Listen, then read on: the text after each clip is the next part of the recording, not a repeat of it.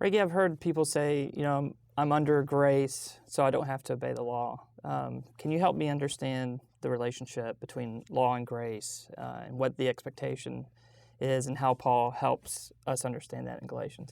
Yeah, Dusty, that's people who say that have kind of a distant memory or faint echo of what Paul's doing in Galatians, but it's really off.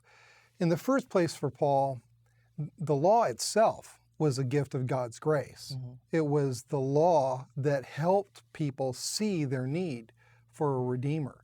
It was also the law that gave the charter for, well, here's what a people looks like when they are formed into the image of God and when they together are living as His people, as His kingdom, as His society, as His city, as His family. And for Paul, the concern is the way that the law's gracious function of being the incubator for the birth and the career and the death and resurrection of Jesus. It's done its job. It's brought us to Christ. And to the extent that it convicts us personally of our sin by showing us that we can't keep the commandments, it's done a very gracious job for us. Mm-hmm. On the far side of that, for Paul, the law still stands because he can sum up the whole law in love your neighbor as yourself.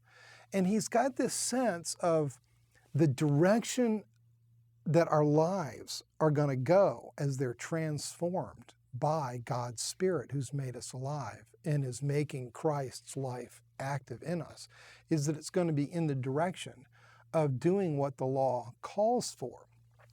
But with the Galatians in particular, it's important for them to understand that the dynamic of that transformation, the transformation of the person into one who bears the image of God, is not through this, I must keep these commandments. It's through responding to the person who has embodied God's love for us, receiving His work of redemption on the cross and the grace of forgiveness that we get because of His sacrifice, and then walking in the Holy Spirit who comes to live in us and to make Christ's life effective in us. And so that's why he talks in Galatians 5 about the fruit of the Spirit being love, joy, peace, patience, kindness, goodness, self-control. And then he says, against these things there is no law.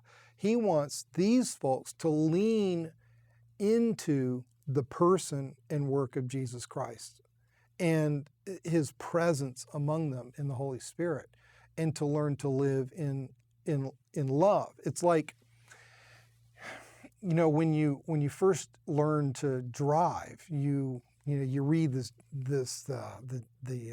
driver's handbook, but you can't. But the point is to learn how to drive, and at some point you need to get behind the wheel and drive. Then these folks have all that they need in order to drive. And they're going like, okay, I'm going to read the driver's manual while I drive. And he goes, no, you guys are going to crash if you do that. Mm-hmm. You need to, all that the law needs to teach you is in you. The text is there, and now it's been embodied in Jesus. So live in Him, and you know what? You will fulfill the law. You will find that you are being made over into the image of Christ.